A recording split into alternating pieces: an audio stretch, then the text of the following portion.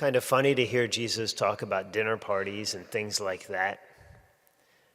I mean, Jesus and dinner parties just doesn't sound like his scene.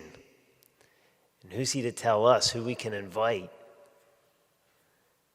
But wait, he had a dinner party, the Last Supper, and he invited people who I think were in the group of people he told us to invite. Invite the poor, the crippled, the lame, the blind.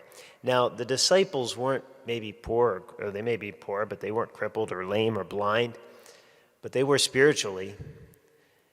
And he sat them down with them to enjoy the Passover, knowing that all of them would abandon him except one, and one would betray him. So in a sense, he did do this. They couldn't repay him, and they didn't. And then he did it for us. He invites us today at this banquet where we receive his life, the life that he gave to us on the cross. And what are we going to do to repay him?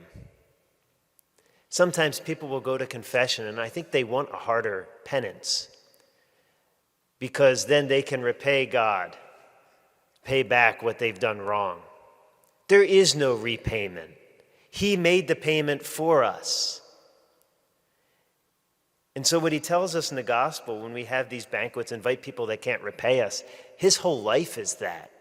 His whole life is giving of himself totally without any expectation of a repayment because we can't repay him for what he has given us. We can't repay him for the wrongs we have done, the sins we have made in our lives.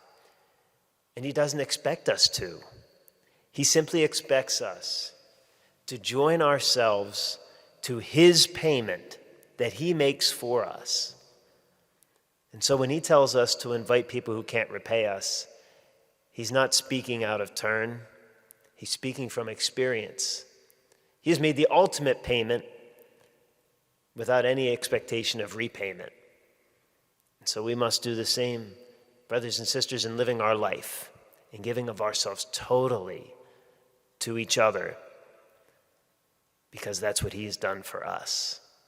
Praise be Jesus Christ, now and forever. Please stand.